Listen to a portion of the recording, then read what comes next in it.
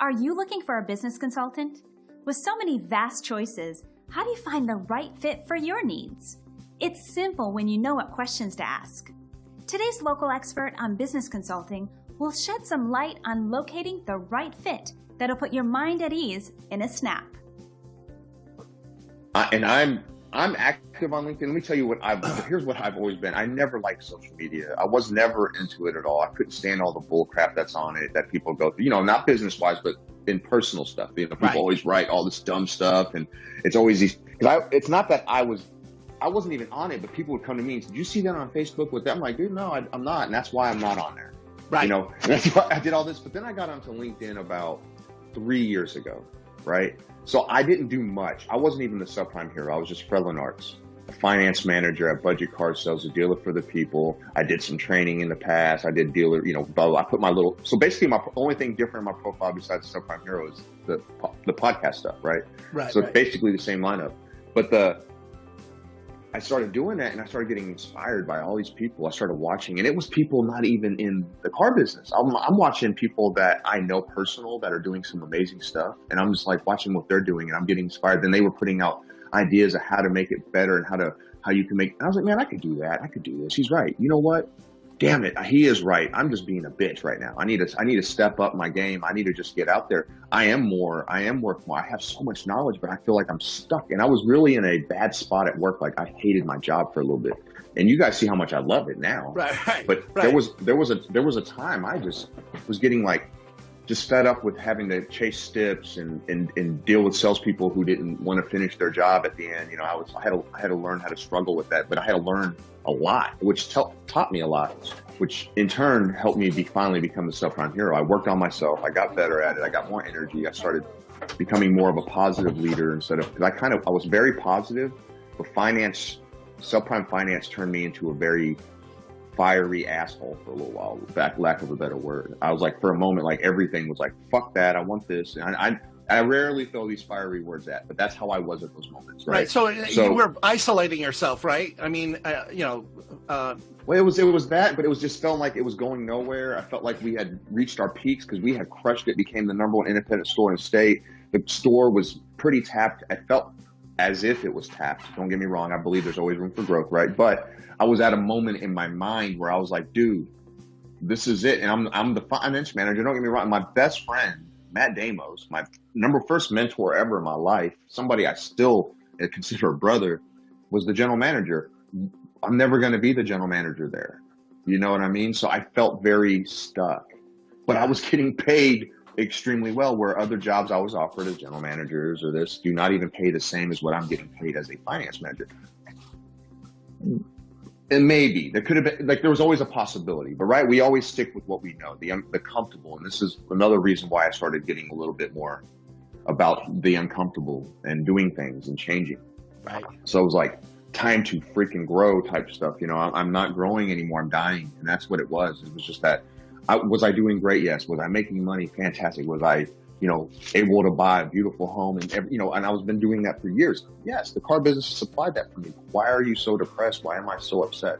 Because I felt like what I had was more. And what I realized is that I'm always been a happy person. When I'm happy and I'm having fun is when my life's always been constant growth. Right. So in order to do that was to do something drastic. That's why the podcast came out. And that's when I called up Lou. I remember I was like, man, and I know I've probably told this story 100 times, but I called Lou and I was just like, man, hey bro, I want to do a podcast. And I think that you'd be the perfect person. Cause I've known Lou forever.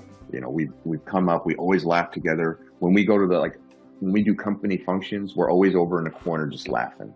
Right. We're always telling we know each other's inside jokes. We're like, Matt's my best friend, but Lou was always my partner, right? Cause Matt was always our boss in a way, so right. We would always we're always on the floor together, growing together. We were doing those silly things. Like he'd be in the middle of closing a deal and I'd walk by and I'd open my shirt up and show my nipple, right? Yeah. To make him laugh when the customer didn't see it.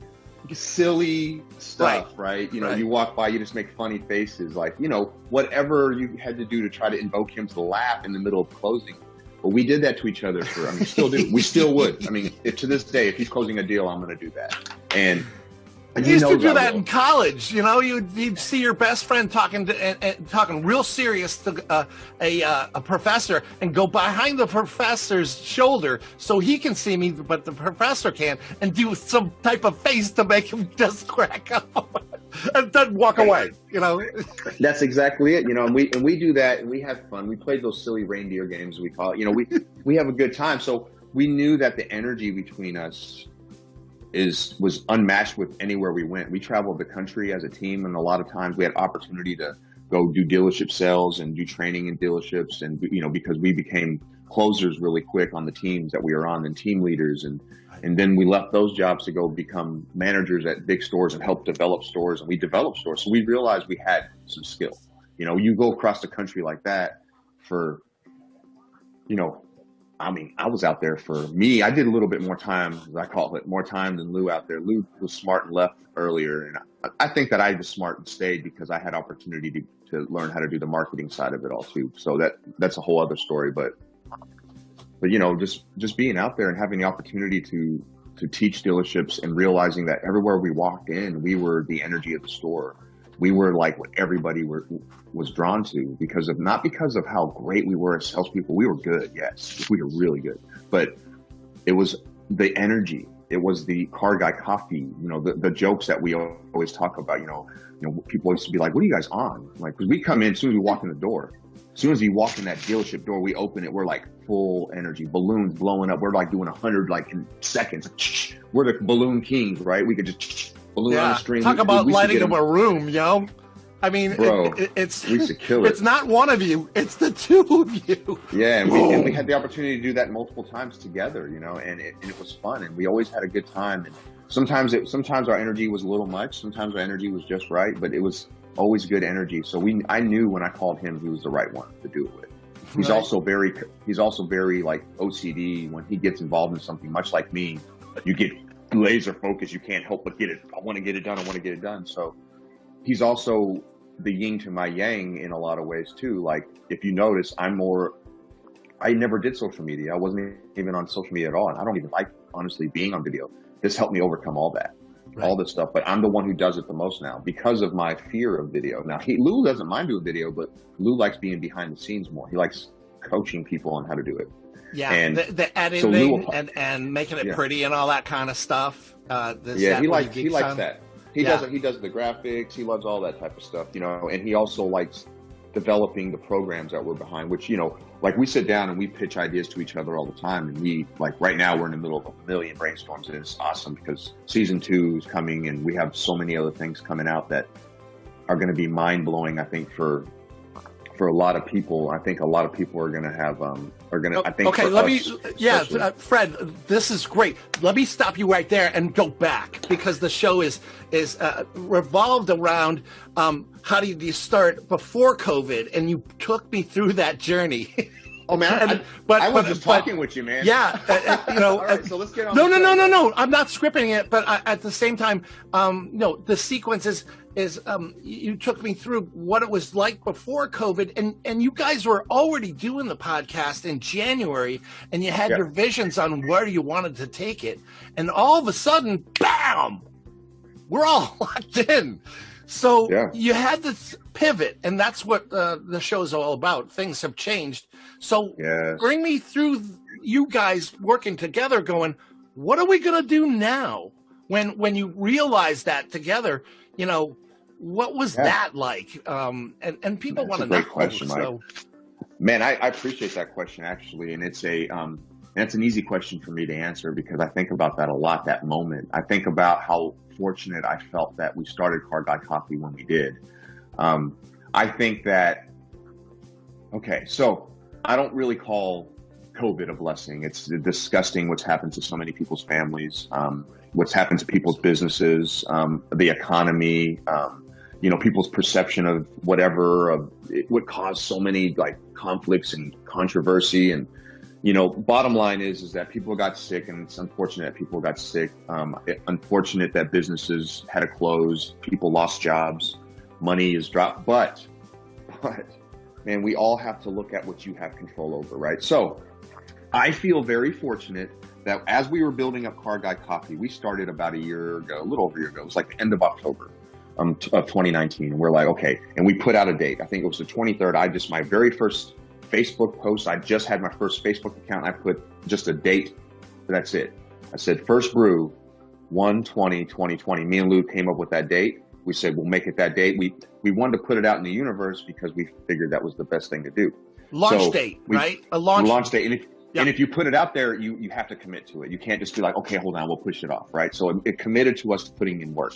That's huge. Also, for to anticipation for people that know you. Right, exactly. So, and then our audience obviously wasn't that big, but our close friends, they were excited about it. So but fast forward to when we launched, everything was great. We were doing well. We were doing mostly us talking about the fundamentals. Our first 10 episodes was all fundamentals, like basically how to build up and be Car Guy Coffee, how to be a solutionary. Basically, we had a couple guests. Matt Damos was our first one. We actually had his son come on, and he's in the Air Force, so he came in town. That was awesome. And we had the Dream Team. They came on. Well, right around when Dream Team came on is when the COVID started becoming a thing. People started talking about it. Now, we weren't shut down yet. This is end of February, and so we're sitting there. But here's what's been going on during this time from October through our opening date through right before COVID was we were having such a positive energy. We were so motivated. We were so looking at being uncomfortable because it was something new. We were looking at every opportunity. I was following more people. I was being more active on social media. So I started seeing the light on social media. Well, COVID hits. We're like, oh crap, what do we do now?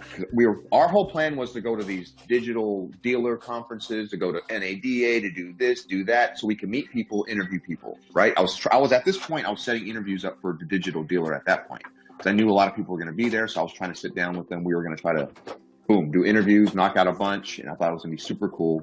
All that got pretty much put on hold.